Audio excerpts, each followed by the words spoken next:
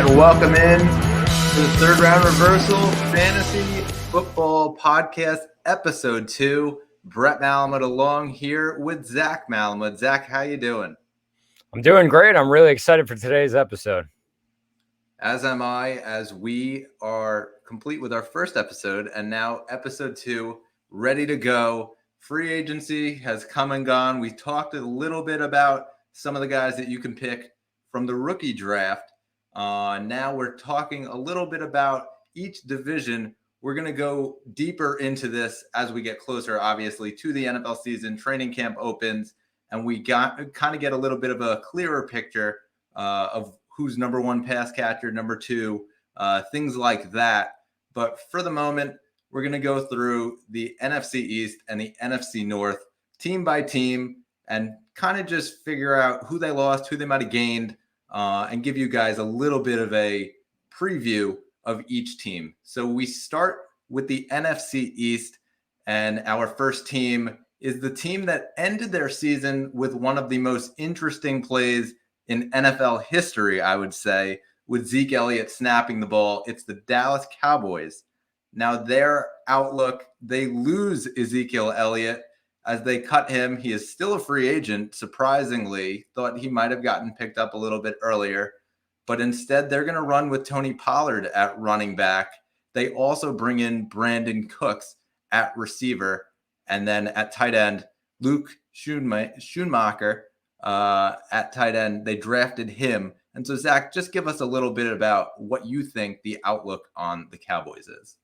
So I with the Cowboys, I think it's going to be a little bit different from last season. Of course, the duo of Tony Pollard as well as Ezekiel Elliott, you're not going to see too much of that. I think Tony Pollard's going to take a bulk of the carries as well as a bulk of the passing downs. Of course, Deuce Vaughn, the rookie out of out of Kansas State, is behind Tony Pollard for the Cowboys. Looking at wide receiver, it is a bit interesting. It's a bit crowded, I would say, between CeeDee Lamb, Brandon Cooks, Michael Gallup, and of course, waiting for the upcoming of Jalen Tolbert. So it's a little crowded at wide receiver, but you would think CeeDee Lamb's going to take a bulk of those targets from Dak Prescott. CeeDee Lamb actually finished sixth last year amongst all wide receivers in fantasy. And Dak Prescott, of course, missed a couple of games. He finished 18th among quarterbacks. The thing about Luke Schoonmaker, it's going to be interesting based on Dalton Schultz got a lot of targets when Dak Prescott came back in after injury. I don't think it's going to be a lot of the same because of how many options there are at tight end. Jake Ferguson, as well as Peyton Hendershot, are both behind Schoonmaker. So it's going to be interesting how the Cowboys go about it.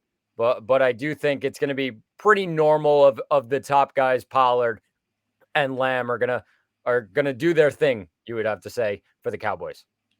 Yeah, first off, I think that it's pretty funny that you mentioned Jalen Tolbert. We were speaking about him the other day off stream a little bit, and just kind of how, the sky was the limit for him and he didn't really follow through. And so, look for him to try to take a bit of a step forward this year and try to beat out Gallup for that third position. Gallup is a little bit, on and off the last couple of years. He was injured and then he wasn't injured and then he was getting targets and then all of a sudden he disappeared. So it's a bit of an unknown with Gallup, which is why I think they really needed to make a move at receiver. And they did that in getting Brandon Cooks. Now, the impact of Brandon Cooks and whether or not he can get targets away from CeeDee Lamb, I'm not sure about that.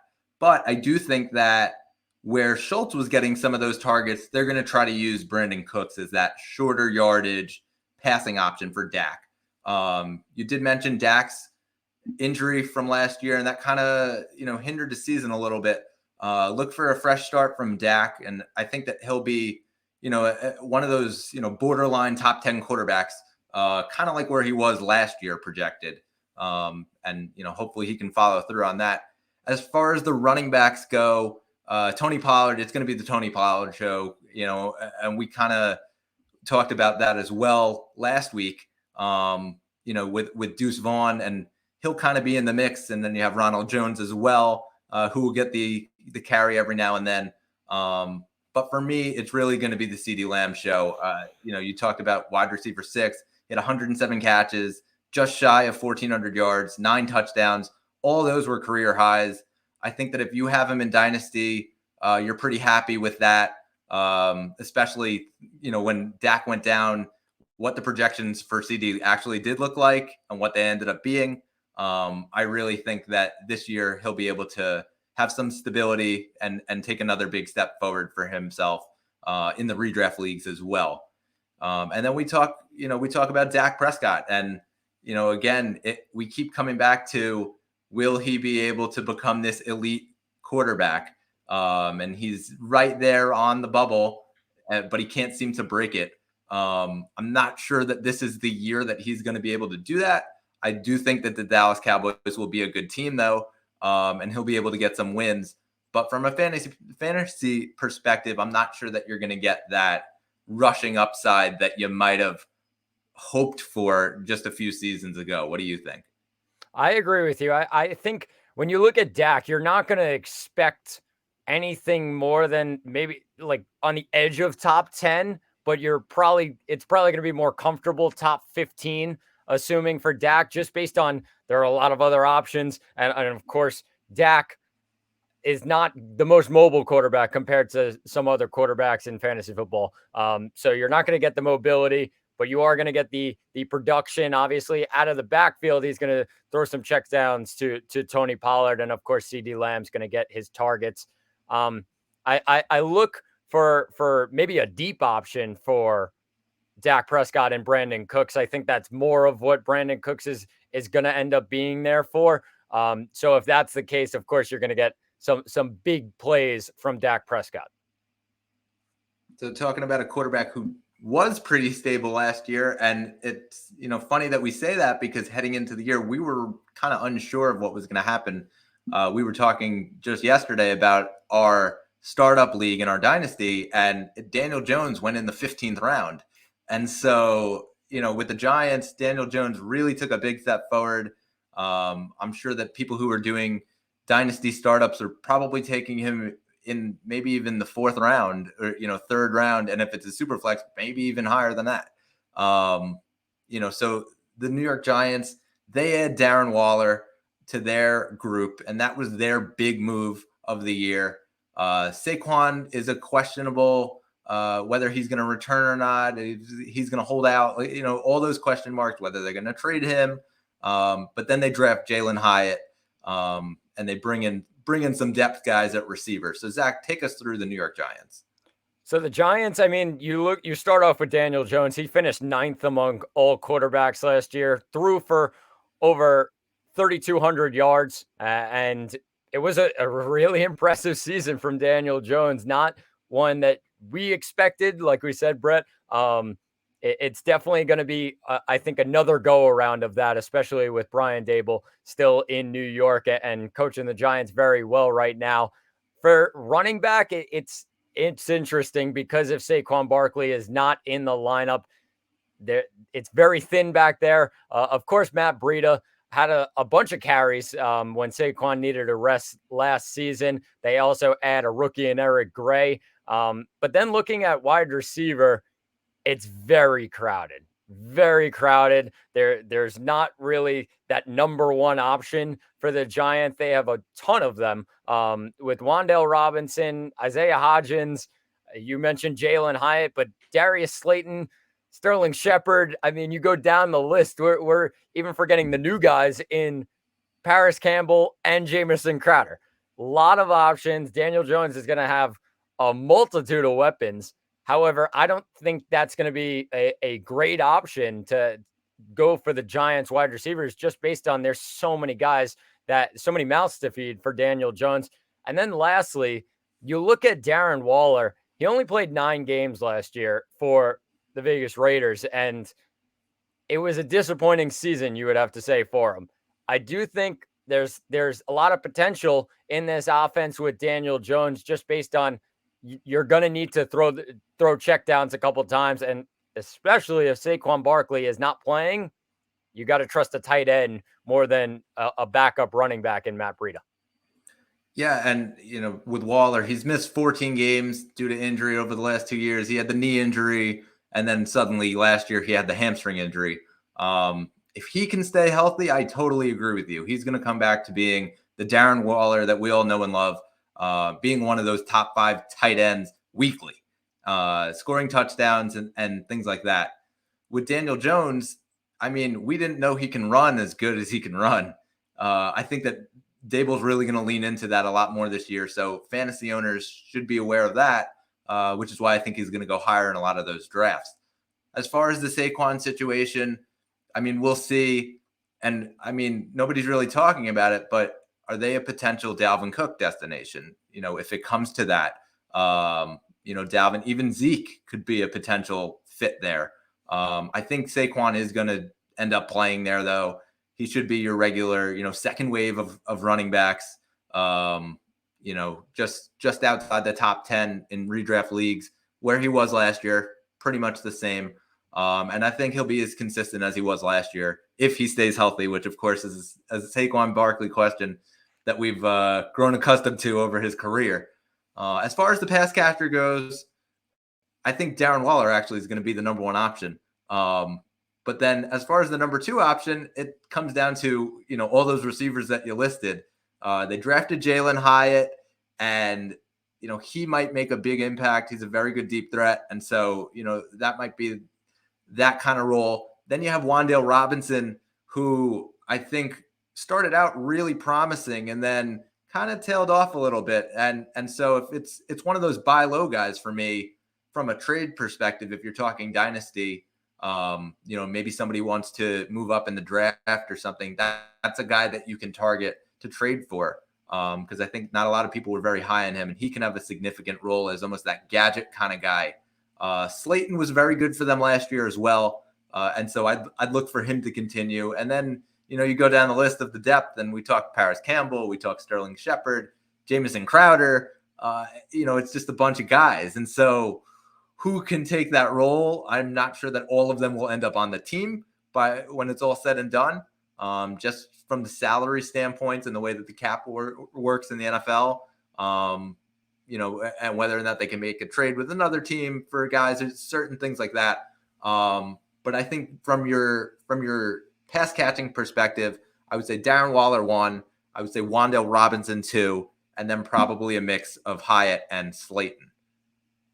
Yeah, I agree with you. I think it's probably Waller number 1, and then you could throw in really whoever you like for number 2 and 3. But the Giants, they don't like to throw to wide receivers. Daniel Jones, none of them finished in the top 50 last year. Even the guys that joined the team in Paris Campbell and Jamison Crowder, nobody was in the top 50. I mean, if that doesn't tell you, I mean, he's going to throw it to the tight end more than anything. Yeah, and I think a lot of Giants fans were really happy with Kenny Golladay not being on the team anymore this year. Very true. Giving him a bit of the Bronx cheer when he would take the field, just to take one route, whether he would get the ball or not, and then they would cheer for him when he ran off. So, it looks a little more stable than it was last year. But again, that depth, it's not an island of misfit toys, but it's a lot of depth. So now we move over to a little bit of an unproven situation out in Washington, and they have Sam Howell taking snaps as the QB1 right now.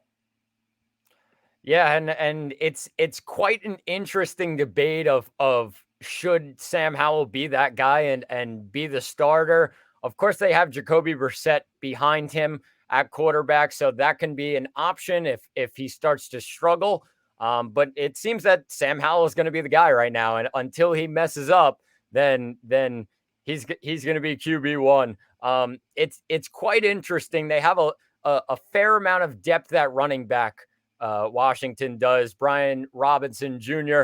as well as Antonio Gibson. They added a rookie in Chris Rodriguez Jr. They also have Jarrett Patterson out of Buffalo. He's a very speedy running back out of the backfield. So a crowded backfield, but you would think those two guys at the top of the list, Brian Robinson Jr. as well as Antonio Gibson, are going to lead the way for the Commanders this season. Then you look at wide receiver with McLaurin, Dotson, and Samuel. That trio was actually very successful last season. They did a lot of good work towards the end of the season. Obviously, once Samuel got healthy, I mean, they were dishing it around to every single one of them. Jahan Dotson had a pretty solid rookie year, and McLaurin just did what he did the past couple of years and continued to do that as the season went on. So I think wide receiver, it pretty much stays the same from last year. Those three guys, and they're going to get their targets here and there. And then you look at tight end and Logan Thomas. He got hurt last year, so it was a bit of a struggle for him. But I do think the wide receivers are going to get a lot more targets. Like I said, McLaurin, Dotson, and Samuel versus the tight end and Thomas. I agree. And I think that, knowing how the style that Washington has played, they rely a lot on those, the rollouts. And so I think Sam Howell, he showed a bit of a mobility at UNC. We'll see if he translates. He got one start last year in week 18. He was functional. He wasn't, he was an ordinary quarterback, I would say. He went 11 for 19, 169 yards and a touchdown with an interception with that 26-6 win over Dallas. And so, a very small sample size, but at the same time, he's got a good set of weapons at receiver. And so they're going to try to put him in positions to make plays. I think that Dotson does well this year. I think that McLaurin does well this year. McLaurin kind of tailed off a little bit last year, and people were very high on him, and he didn't exactly live up to that. I think that he's going to have some lower expectations that he had, which will allow him to hit those. And then as far as the running backs go, the unfortunate situation with Brian Robinson last year didn't exactly let him get a proper introduction to the league. He kind of got thrown in and everything was already happening. Guys were more up to speed than he was.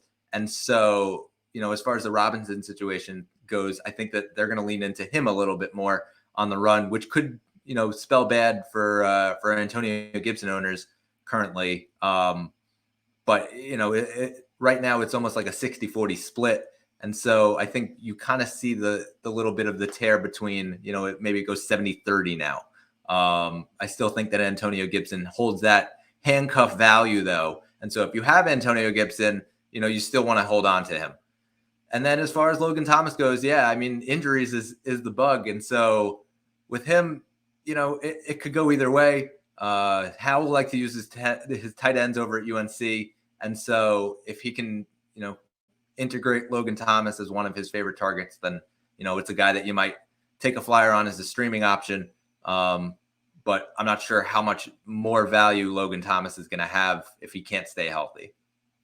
Yeah, I completely agree. One thing that stood out, Terry McLaurin obviously tailed off towards the end of last season. He still finished wide receiver 14 on the season.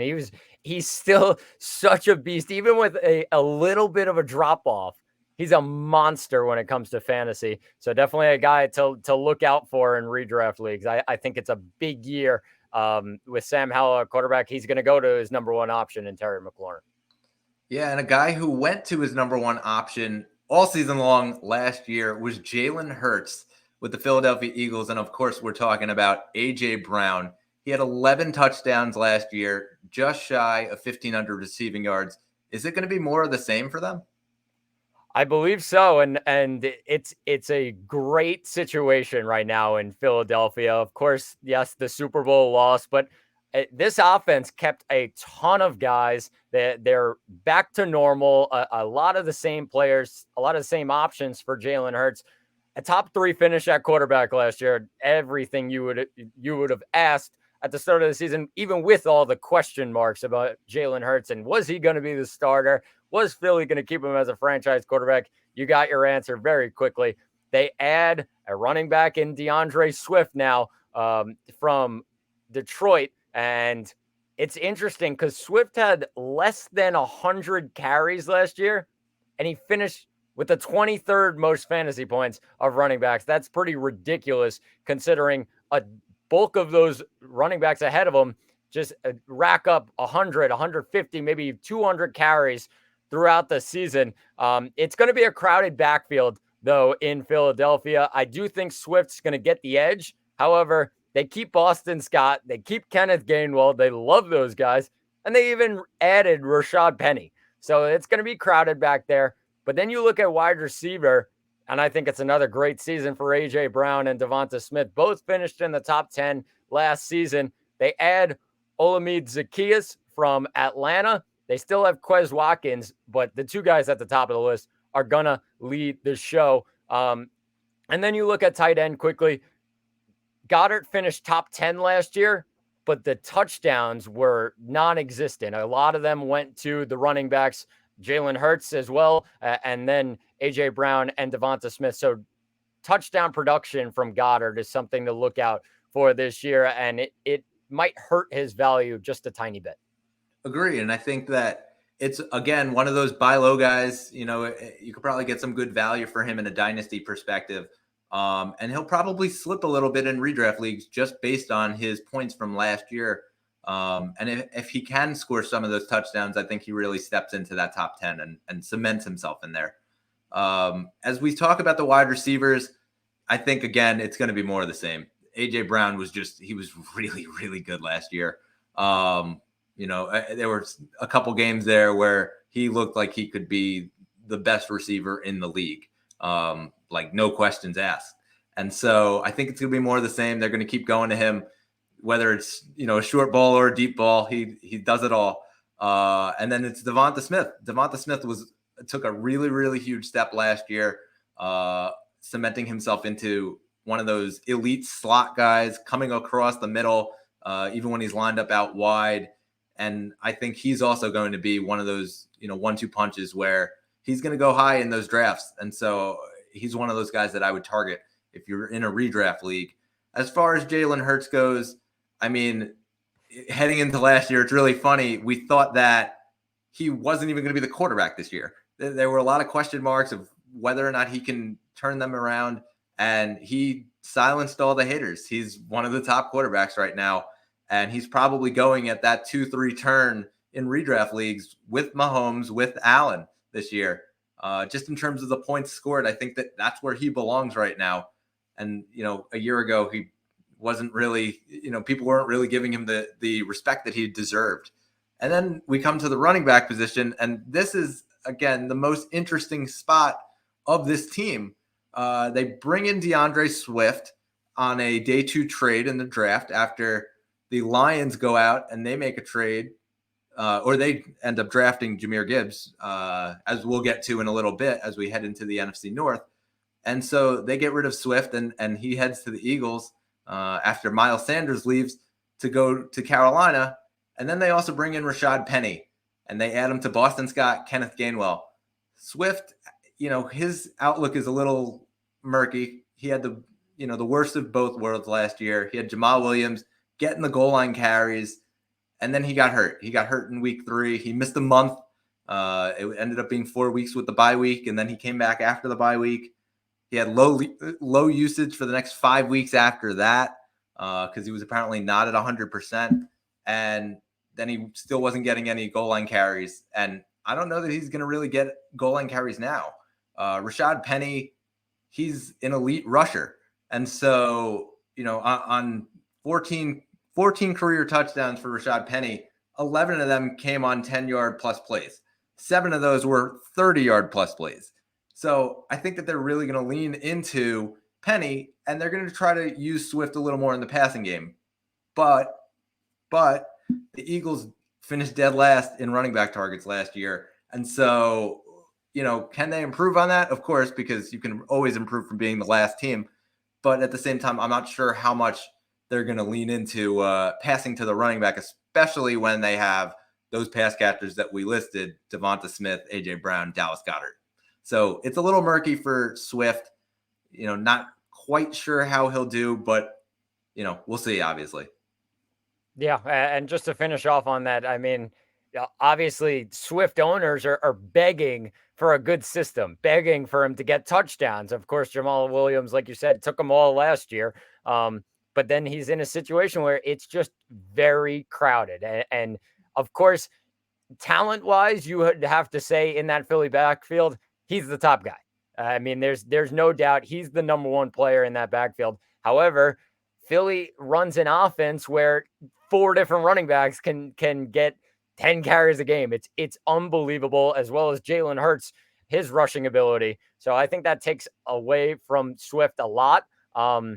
It's definitely interesting looking at it right now, how Swift can pan out in Philly. Now, if you have him in Dynasty, I wouldn't go panic selling him. But you're going to have some guys that are going to try to buy low on him. So beware of that. Don't sell him for nothing, Yep. is what I would advise. Yeah, I agree. So that wraps up the NFC East. And now we're going to head to the NFC North. And we start with the biggest story in the NFC North, which is that Aaron Rodgers is no longer playing in the NFC North, which is, nuts after so many years of being there with the Packers. And, we really thought that this could be the end. He walked off the field. He gives a hug to Randall Cobb. And we think maybe he's riding out into the sunset. And instead, he ends up in New York with the Jets. And Jordan Love, all of a sudden, is quarterback one and thrust into the same position that Aaron Rodgers was in 15 years ago. And so, Jordan Love, what is your outlook on him as we go through the Green Bay Packers? I think it's going to be a very troubling season for the Green Bay Packers, to say the least. Of course, Jordan Love has gotten a little bit of experience, but not much. Only a couple games here and there for Green Bay. Obviously, he has the offseason now to try and fit into LaFleur's system, but it's not going to be easy, and I think it's going to take time. His development, I think, towards the end of the year, maybe it'll get better, but for the start of the year, it's really not looking good for Jordan Love. I would say he's probably at the back end of the QB ones in the NFL right now. But you look at the running backs, and it's quite interesting because Aaron Jones finished just outside the top 10 at the end of last season. AJ Dillon finished just outside the top 25 at the end of last season. They're going to take carries away from each other, and it's just going to be like that always, as long as the two of them are there and as a duo. Of course, Dillon is the power running back. You're going to want him on goal line situations. However, there were a lot of goal line situations where Aaron Jones just stayed in the game and they gave him a touchdown. That was something last year that you didn't really see the season before that. It was mainly, okay, Dillon's gonna get these short yardage or the goal line situations. But Aaron Jones got his opportunities and finished outside the top 10, just outside it. So you're happy with that from Aaron Jones, especially with Dillon in the backfield with him. Christian Watson, it's unbelievable what he was able to do last season, just based on he did not get a ton of volume compared to a lot of other wide receiver ones. And of course, he wasn't the wide receiver one in Green Bay. Allen Lazard was the number one guy, but Christian Watson with 41 receptions finished just outside the top 25. I think he finished actually at number 25 for wide receivers. Ridiculous numbers, and that's based on the touchdowns. A lot of touchdowns with not a ton of volume, and I mean, it works out for fantasy owners. That's exactly what you would want. He's going to be the number one guy. He's the number one option for Jordan Love heading into this year. Of course, Romeo Doubs, Jaden Reed, they drafted. They're going to throw them in there and give them targets here and there, but it's going to be the Christian Watson show from wide receiver. And they also have two rookie tight ends, Tucker Kraft and Luke Musgrave. Musgrave's most likely going to be the guy. Of course, Josiah Jaguar is also there. He's back for another year for Green Bay. It's quite interesting. I don't think it's going to be a good year for Green Bay. I think it's going to be a great year to be an Aaron Jones and AJ Dillon fantasy owner. Yeah, I totally agree on that. I really think that they're going to lean into the run this year. Aaron Jones, again, he was at first the guy. And then towards the end of the year, you kind of saw that 50-50 split right down the middle in terms of carries. And so AJ Dillon, he was rated so high. Guys were taking him in the 5th, 6th round in redraft.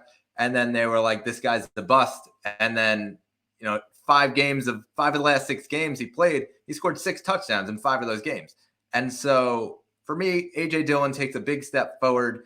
And then Aaron Jones, of course, they're going to lean on him. And yeah, don't be surprised if as they get closer to the goal line, they just leave Aaron Jones in because, they're running and running and running. and he's like, I don't need a breather. He just gets in there and keeps going. So I think it's going to be, those two guys are your two-headed monster. And then when we come to pass catchers, yeah, it was interesting to see how Aaron Rodgers worked with Christian Watson, worked with Romeo Doubs. This year, you have Jordan Love and a whole bunch of first and second year players. So that's what I'm really interested to see, as they have Watson, Doubs, Jaden Reed, and then you mentioned the two tight ends. And so for me, it's about how do they mesh together as first and second year players, just as a wide receiver core and a tight end core. And so Watson, yes, I think he had a really good year. I think he's going to take another step forward because they're going to lean on him a little bit more, just because they saw the consistency in him. And then Doubs really proved himself. And so I think Doubs continues to take a step forward as well. We'll see how they can mix Jaden Reed in. But then, you got Dontavian Wicks, and then, Luke Musgrave also. I'm kind of interested to see how they replace Big Bob Tonyan out there at tight end. They really like their tight ends in Green Bay. And so how they utilize not only him, but also Tucker Kraft. And so it should be pretty interesting to see how Jordan Love takes that step, especially with a very, very small sample size, as you mentioned. Where do you see him going in draft leagues? In redrafts, I mean, I think he's just people might not even draft him at this point. He's on the edge of being a backup on redraft teams, maybe even a third quarterback on a team. Just I don't think the production is going to be that big this year.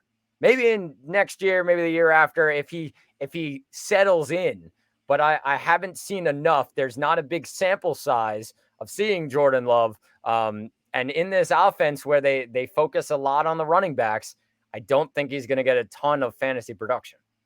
Yeah, I agree. And I think that, he's right now probably a low-end quarterback too, with the potential that he, raises up towards that mid to higher level quarterback too. But I'm not sure that he's going to be a quarterback one this year. Of course, freezing cold takes, and we'll see about that in a couple months. But for me, I think that he'll probably end up in that quarterback two range. I completely agree. All right, so we head to Detroit, where they took Jahmyr Gibbs with the 12th pick, and we spoke a lot about that last week, about that 1-2 punch with Gibbs and Montgomery. And then, they have their pass catchers who are pretty well proven, but they're going to be missing one of them for 6 games.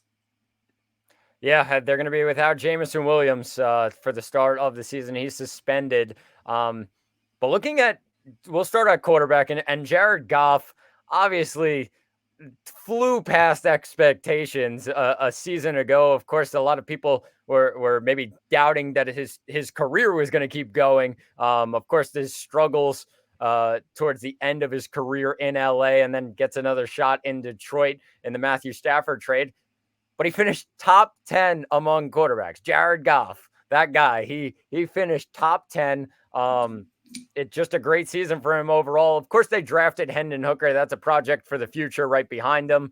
Once Jared Goff, the age gets up there, maybe Hendon Hooker will start to take over. But for this season, Jared Goff's the guy at quarterback for Detroit. They have a lot of trust in him. You look at the running backs, Jahmyr Gibbs, I think, is going to be the number one guy.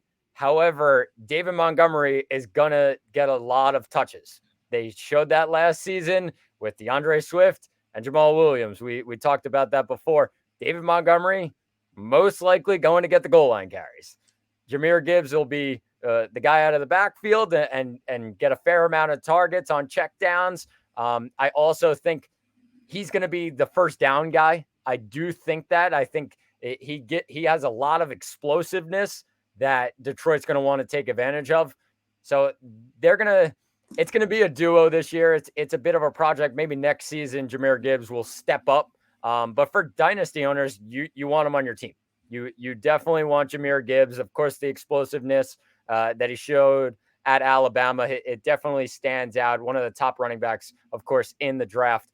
You look at wide receiver, Amon-Ra St. Brown finished top 10 last year.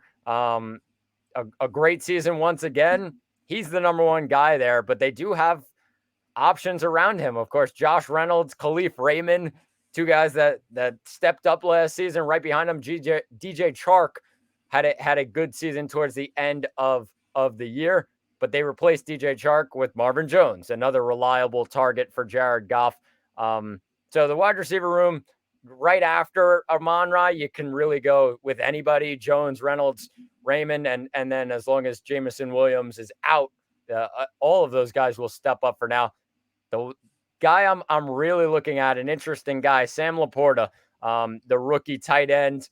Of course, TJ Hawkinson, while he was in Detroit, got a lot of targets. I think Sam Laporta is in a real good spot right now. He's going to be the number one guy you would think coming in. Definitely a sleeper to look out for in Sam Laporta. Yeah, and it's funny that you say Laporta because I literally pulled my pen out. The guys in our league are definitely going to be like taking notes that Sam Laporta is definitely the sleeper to take of this division. I would even say I think he's going to have a really big first year. Jared Goff, though, big step forward for him. He finished in the quarterback 10 slot. 4 weeks he was in the top 5, and so. For me, Jared Goff, another good step forward this year. And I think he'll be in the top 10 of quarterbacks again. Jameson Williams, he'll miss the 6 games, but at the same time, when he comes back, you can't deny that talent. So he'll slip in your draft just based on the six week suspension. But at the same time, I would take him in the mid rounds just because I can't deny the talent. Amon-Ra St. Brown. I mean, we just spoke about him, and again, the talent, you can't deny it. He had a really, really good year last year, and I think that when Jameson Williams comes back and he plays, it'll actually free up some room for Amon-Ra. So, after that, I'm not sure that the wide receivers are going to do much. Josh Reynolds threw in a game here and there, Marvin Jones as well. Those are probably your waiver guys or late round flyers. But then there's the running backs, and you just kind of mentioned it with Gibbs and Montgomery. I really think that Montgomery is going to be the Jamal Williams role. Just have a feeling that that's what it's going to be. He was a between the tackles runner in Chicago, and they really, really leaned into that. And then Gibbs, everybody kept saying Kamara and, Dalvin Cook. And so I think that he'll probably be that pass catcher. He'll be that first down running back, just as you mentioned. But I'm not sure he's going to have the amazing value in the first year. He'll have good value. Don't get me wrong. He's going to score touchdowns, and he'll be that, that mid to high tier running back too. But, he's not going to be a running back 1, I don't think, right out of the gate, just based on the Montgomery role. However, yes, you spoke dynasty. He's still valued very highly because, eventually Montgomery, it's going to catch up to him. He kind of dealt with injuries a little bit last year. And so, in those couple weeks, Gibbs will be a monster, and that. And then, how much longer does Montgomery have? We're not really sure, just based on, his legs kind of got banged up a bit last year and the year prior to that. And so, yeah, in terms of dynasty, like Gibbs is your guy. Like, they didn't pick him at 12 so he could sit at the end of the bench. He'll be in there and scoring a lot of their touchdowns. But yeah, mark it down. Sam Laporta, he's the guy to watch on this team. Yeah, I completely agree. And Gibbs in Dynasty, probably top 4, I would say. I think that's probably the lowest you should take him, 4. That's how good he's going to be, and he's going to be a real star in the future, I think. Yeah, totally agree. All right, we move on to Chicago, where their quarterback was also in an interesting situation where he had a lot of haters, and he lived up to that expectations and, running for 1,100 yards, 8 touchdowns, 7.1 yards per carry. That led the league. It's Justin Fields. And Zach, you're a happy Justin Fields owner in Dynasty. I am so happy to have Justin Fields on my team. I mean, this guy was ridiculous last season, finished 6th among quarterbacks in fantasy. I think it's going to be another great year for Justin Fields. So in redraft leagues, I think a guy to watch out for, to probably be even your QB1, is Justin Fields. Of course, he's not going to be the top level with the Mahomes and the Allens and maybe even the Herberts. It's not going to be that, but I do think just past them is Justin Fields, just based on the ability to run, He gets out of the pocket very easily. You saw the speed that he showed with Chicago last season. This is a guy to look out for. He's going to have another great year, and they've done a good job of getting guys around him. Of course, the top running back right now, I think, is Khalil Herbert. But Roschon Johnson, the rookie, he can come in. Of course, some experience in Donta Foreman, as well as Travis Homer from Seattle. They have some good running backs around him, but I do think Fields is the top running back. He's the guy. They're going to give him a lot of carries, and he's going to run out of the pocket and get you a lot of fantasy points. Looking at wide receiver, quite interesting because they added some names. Of course, DJ Moore in the trade where they traded down from the number 1 pick. They grabbed DJ Moore. He's going to be the guy. He had a great season towards the end of last year. A slow start, but finished off really, really strong. Ended up finishing 20th among wide receivers in fantasy, and it's quite an interesting wide receiver room with Darnell Mooney and Chase Claypool right behind DJ Moore. Of course, Equanimous St. Brown is there too, but I think I would probably say more than Mooney than Claypool, and Claypool's probably going to be the guy in the slot. I think they're going to switch off with DJ Moore on the outside and Claypool in the slot, so that's something to look out for. Tight end is another interesting one. I am one of those people that Cole Kmet really hurt me, and he might be on the no draft list forever for me. In just a terrible season, and it was not his fault. It was just Justin Fields couldn't get the ball to him very easily, and the checkdowns just weren't there. So I would probably keep Cole Kmet off my list. But Bob Tonyan goes from Green Bay to Chicago, and he gives Justin Fields another option. But a ton of weapons for Justin Fields. Draft him in redraft leagues. So with me, it's interesting with the Bears. Obviously, we talk about the high upside that Justin Fields had. And again, we just mentioned 7.1 yards per carry. That led the league. And, the 8 touchdowns for running. And so there's, of course, the upside. He's probably, like you said, he won't be that 2-3 turn, but he's going to be that next group of quarterbacks that goes. And he might even be one of the first guys that's off of that list that you can make the argument with the rushing upside that he is that next guy. But they went out and they got him a weapon. They got DJ Moore, and DJ Moore loves to go deep. Everyone jumped off the DJ Moore train last year, and rightfully so. But at the same time, the guy was still 4th in deep targets for the entire league. I think that they look to utilize that and his deep threat. Cole Kmet, we talked about, or you just talked about how he's on the do not draft list. He was still tight end 8.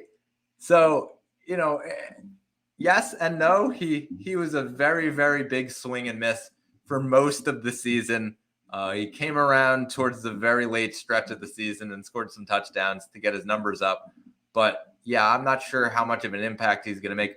But we just spoke about the Packers, and Big Bob Tonyan's there. So I think some of those touchdowns go to Big Bob Tonyan. And so he might, for me, be one of those late round flyers if you're looking for like that second tight end on your team. And then as far as Chase Claypool, I just looked at it. 11 games last year that he had 6 or more targets. And I don't know that that's going to stay up, but at the same time, I still think he's going to get his fair share of targets. So if you have him in Dynasty, hold on to him. I think his value is right about the same, but it'll probably go up, I would guess, because I think he's going to score some more touchdowns than he did last year. And then as far as the depth, I mean, you have Equanimous St. Brown, Pettis, some of those guys, maybe keep an eye on some of those guys as, Justin Fields kind of does his thing. And maybe you take one of those guys on waivers. As far as the running back situation goes, it's a little crowded, but at the same time, I think it's Khalil Herbert's job to lose. I think Roschon Johnson's going to contribute as well. He's Bijan Robinson's backup. You don't get this much hype as a backup coming out of college if you're not good. This guy really is a good running back. And so look for him to try to make an impact. And, we could end up seeing kind of that Aaron Jones, AJ Dillon split, right up the middle where it's 50-50 in carries. And we could see that same kind of a thing in Chicago. And just one quick word on Claypool. Obviously, has not been the start of his career that he really wanted. He had a couple good seasons in Pittsburgh, but he's still young. You have a lot of time. You hold on to him. And Justin Fields, we don't really know what with passing option who's going to be that go-to guy. It most likely is going to be DJ Moore, but who's the guy after that? That's a big question mark. Claypool, Mooney, Komet, Tanyan, like. After DJ Moore, there's a lot of options for Justin Fields. Hold on to Claypool, though. He can definitely stand out this year. Yeah, and it's another guy that you can buy low. Again, if you have him in Dynasty, last year he played 7 games for the Bears and he didn't have a touchdown. So there's a lot of guys that are not high in him. He only had 14 catches on 29 targets for 140 yards, no touchdowns. And so, again, that's a potential buy low target for me at least, and a guy that could take a big step forward. Yeah, completely agree. All right, so we head to our last team, the Minnesota Vikings. Last week, we spoke about the running back situation with Dalvin and Alexander Mattison, but let's talk more about the pass catchers that they have. Yeah, and looking at wide receivers right now, it's different because Adam Thielen's not there, but it's really not because Jordan Addison's going to take that spot. You would think, of course, KJ Osborne's probably going to move up the depth chart a little bit. I think Addison's probably 3 right now, just based on Kirk Cousins knows KJ Osborne and he knows Justin Jefferson. So those two are going to be the 2 guys to start off. Of course, they have Jalen Reagor as well. He'll get some targets as a wideout as well. Looking at the running backs, of course, Mattison, right now, it looks like it's going to be his job if Dalvin's no longer there. I don't think too much after that in this Minnesota backfield. I think it's just going to be Mattison at that point. Kirk Cousins, I want to give him full credit for what he did last season. He finished quarterback 7. I think a lot of credit has to go to Justin Jefferson. He just threw the ball to Justin Jefferson, and Jefferson ran 80 yards down the field. And oh, well, there you go. There's the points for Kirk Cousins. I think a lot of that has to do with Justin Jefferson. But I will give Kirk Cousins his credit.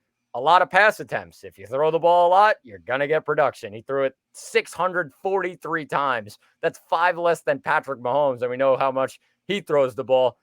Kirk Cousins is, I feel like Matt Ryan a couple of years ago was he just gave you maybe 2 touchdowns and a pick every game. I feel like Kirk Cousins is kind of taking that job. You know what you're going to get from him, and it's a bonus if Justin Jefferson runs 70 yards down the field. Lastly, I'm going to look at tight end. It's TJ Hawkinson. That's the guy. I think he's going to end up being a top 5 tight end this year because of how much Kirk Cousins is going to want to rely on him. And he's that guy. They gave up a lot to get him.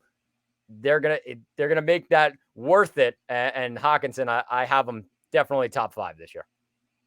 Yeah, with Hawkinson, you take a look. He played 7 games for the Lions last year. He had 43 targets.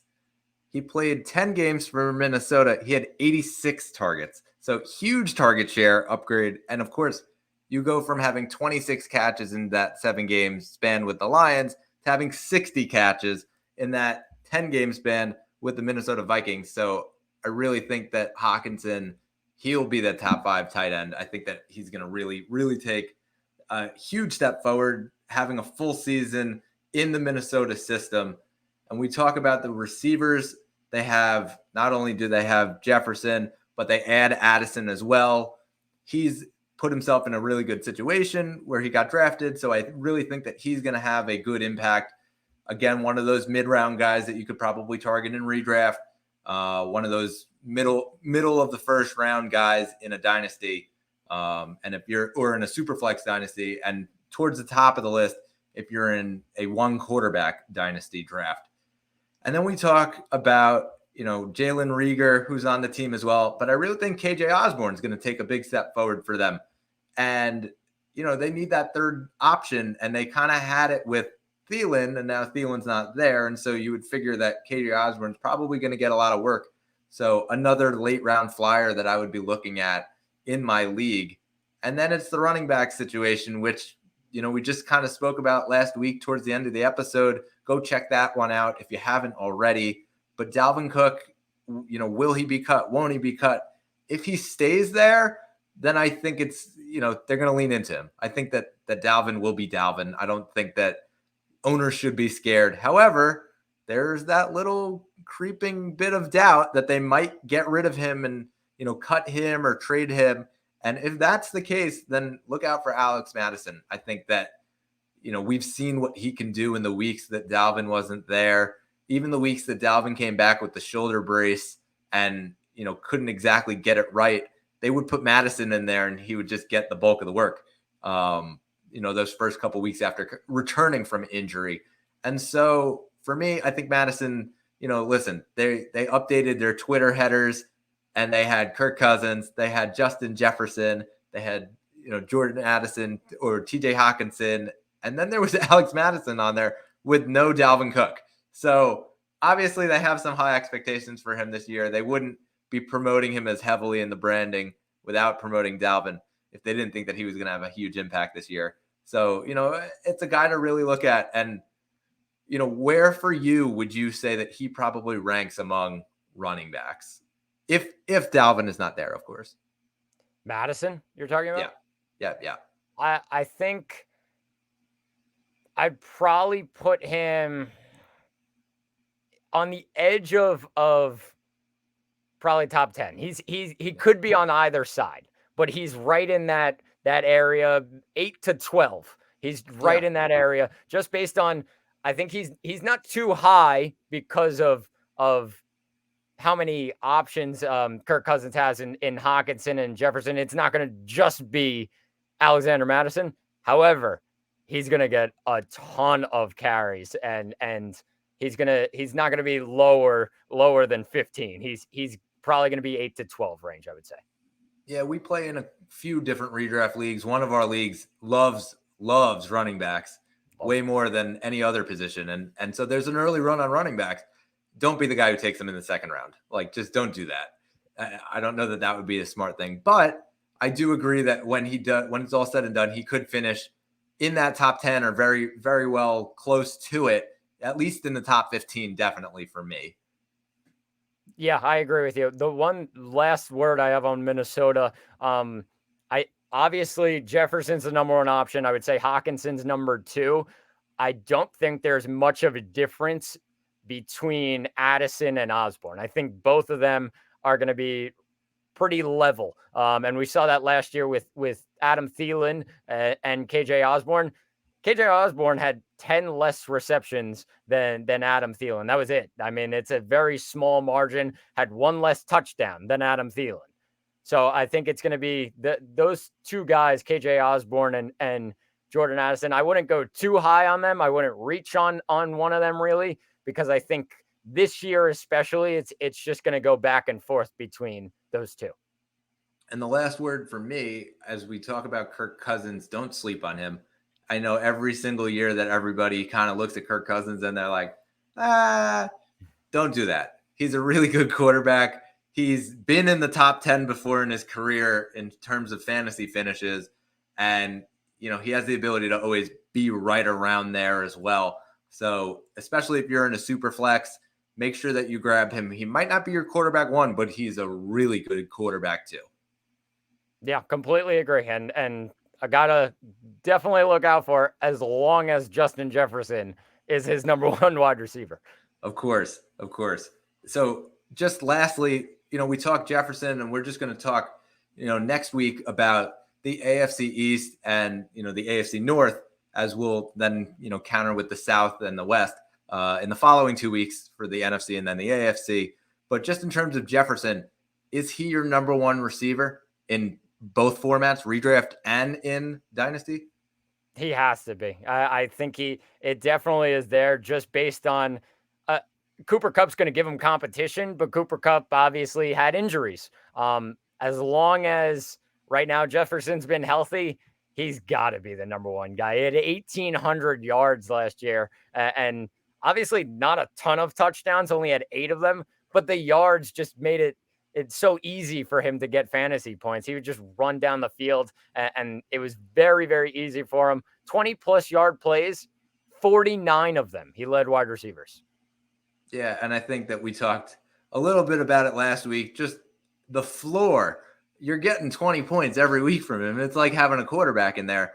And so, yeah, I would say that I would put Jefferson as the number one receiver in both dynasty and in redraft. And you can even argue that in one of those leagues where the wide receiver is valued high, that he could be the number one overall pick in a redraft league. Yeah, I mean, if you like him that much, and I mean, nobody's going to really argue with that. You're going to either pick a running back or a wide receiver. Jefferson could be the number one pick, definitely in redraft leagues, and a guy to look out for, because I think it's just going to be the same as last year. Yeah, and it should be interesting to see as we get closer to training camp. We will give some rankings. We'll go position by position and give our top 20 or top 30 rankings. But until next week, when we go through the AFC East and the AFC North, it's been episode 2 in the books. Episode 2 in the books. Can't wait for episode 3. Make sure to stay tuned for that. Third Round Reversal, the Fantasy Football Podcast. See you guys next week.